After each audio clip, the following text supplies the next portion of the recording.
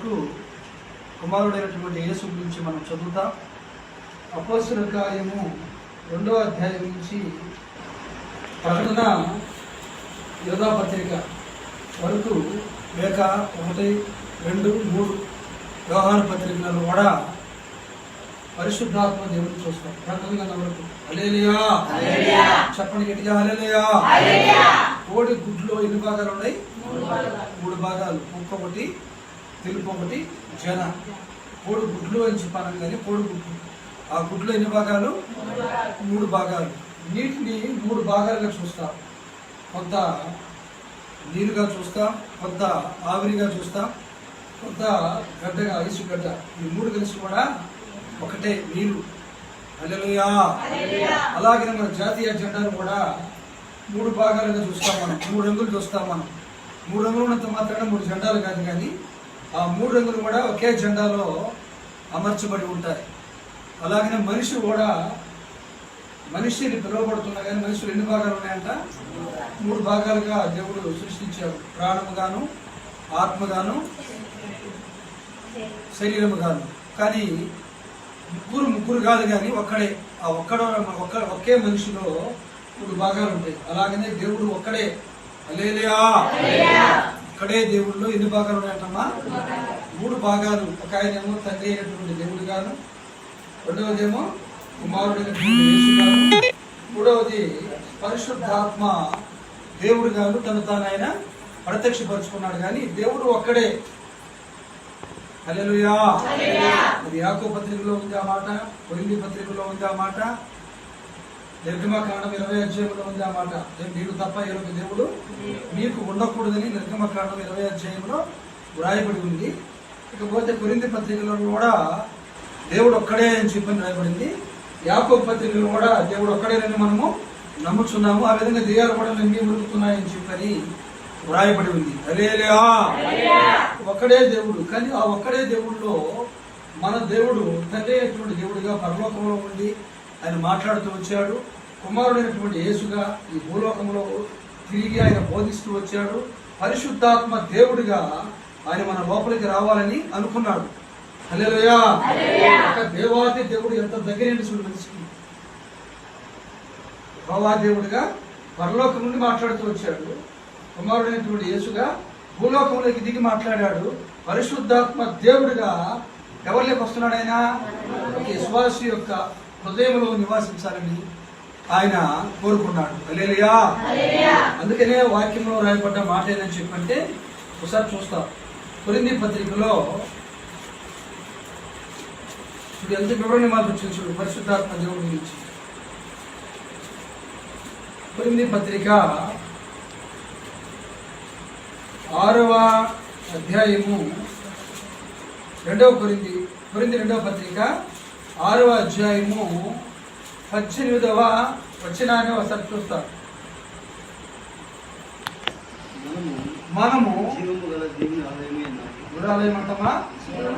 జీవము గల దేవుని ఆలయమై ఉన్నాము.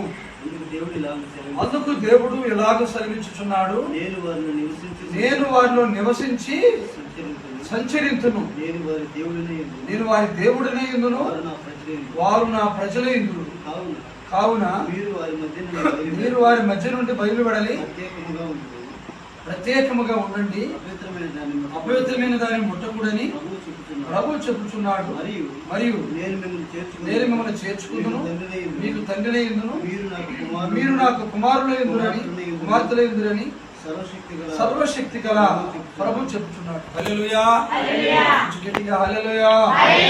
ఇక్కడ కొరింథీ 2వ పత్రిక 6వ అధ్యాయం 18 ఏమిటంట? మనమే జీవము కలిగిన దేవునికి ఆలయమై ఉన్నాము. అందుకు దేవుడు ఇలాగూ సెలవిచ్చాడు. ఏమని సెలవిచ్చాడు? నేను వారిలో నివసిస్తాను, సంచరిస్తాను అని అన్నాడు. దేవుడు మనం ఏం చేయబోతున్నాడు? మనలో నివాసం ఉంటాడు. మనం అనుకుంటాం మనం మసీదులో అల్లా ఉంటాడని, హిందూ గుళ్ళల్లో దేవుడు వాళ్ళ దేవుడు ఉంటాడని, ఇక్కడ చర్చిలలో యేసు ప్రభు ఉంటాడని చెప్పి అనుకుంటాం. అసలు ఆలయం ఏది? మనమే. హల్లెలూయా. మనమే జీవము కలిగినటువంటి దేవుడికి ఏమై ఉన్నాము? ఆలయమై ఉన్నామని ప్రభు వాక్యం మనకు సెలవిస్తా ఉంది. దేవుడికి ఒక స్తోత్రం చెప్పండి. హల్లెలూయా. ఎంత గొప్ప మాట. ఈ రోజు పరిశుద్ధాత్మ దేవుడు మనలో నివాసము ఉంటాడు, మనలో కార్యం కూడా ఆయన జరిగిస్తాడు అన్నమాట. దేవుడికి స్తోత్రం కలుగును గాక. హల్లెలూయా. ఇక్కడ మరొక మాట కూడా చూస్తాం మనము. కొరింథీ మొదటి పత్రిక 6వ అధ్యాయము 19వ వచనము సార్ చూస్తాం. మీ దేహము దేవుని వలన మీకు అనుగ్రహింపబడి మీలోనున్న పరిశుద్ధ ఆత్మకు ఆలయమై ఉన్నదని మీరు ఎరుగరా? మీరు మీ సొత్తు కారు ఇలువ పెట్టి. కొరింథీ పత్రిక మొదటి పత్రిక వల్ల మనకు అనుగ్రహించబడింది. దేవుని వలన మనకు అనుగ్రహింపబడి మనలో ఉన్నటువంటి పరిశుద్ధ ఆత్మకి ఏమైనదంట? ఆలయమై ఉన్నదని చెప్పని ప్రభు వాక్యం మనకు సెలవిస్తా ఉంది. హల్లెలూయా. మరొక వాక్యాన్ని కూడా చూద్దాం. యోహాను సువార్త, చక్కని మాట. యోహాను సువార్త 16వ అధ్యాయము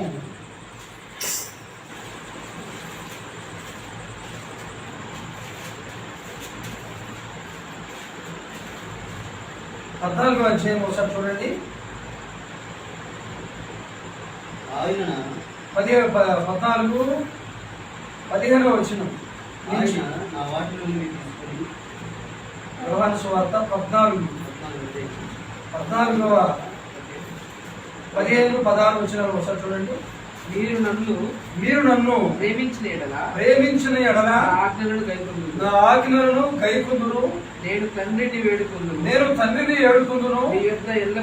మీ యొద్ద ఎల్లప్పుడు నుండుటకై ఆయన వేరొక ఆదరణకర్తను అనగా సత్య స్వరూపియగు ఆత్మను మీకు అనుగ్రహిస్తాడు. హల్లెలూయా. చెప్పండి. హల్లెలూయా. దేవుని నామమునకు మహిమ కలుగును గాక. ఎంత చక్కని మాట అది. చక్కని మాట కాదా? ఆయన నేను ఎవరిని అనుకుంటానంట? నేను వచ్చి తండ్రిని అనుకుంటాను. మీ యొద్ద ఎల్లప్పుడూ ఉండుటకు ఆయన వేరొక ఆదరణకర్తను అనగా సత్య స్వరూపినటువంటి ఆత్మను మీకు అనుగ్రహిస్తాడని చెప్పని బైబిల్లో రాయబడింది. హల్లెలూయా. కొరింథీ పత్రిక 16-18 కానీ ఇంకా 1 కొరింథీ పత్రిక 6వ అధ్యాయము 19వ వచనం కానీ ఇదో యోహాను సువార్త 14-15-16 వచనంలో రాయబడిందంట. పరిశుద్ధాత్మకు మనం ఆలయమే అన్నామని, పరిశుద్ధాత్మ దేవుడు మనకి వస్తాడని, పరిశుద్ధాత్మ దేవుడు తండ్రి వలన యేసు వలన మనకు అనుగ్రహించబడతాడని, మనల్ని నివసిస్తాడని, మనలో సంచరిస్తాడని కూడా రాయబడి ఉంది. హల్లెలూయా. చెప్పండి గట్టిగా. హల్లెలూయా. మరి ఇటువంటి పరిశుద్ధాత్మ దేవుడిని దూరంగా పెట్టుకోవచ్చు. పరిశుద్ధాత్మ దేవుడు లేడు.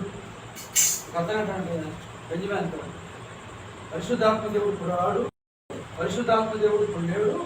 అపోస్తలుల కాలంలో ఉన్నాడు కానీ ఆయన ఇప్పుడు ఉన్నాడని చెప్పాడు.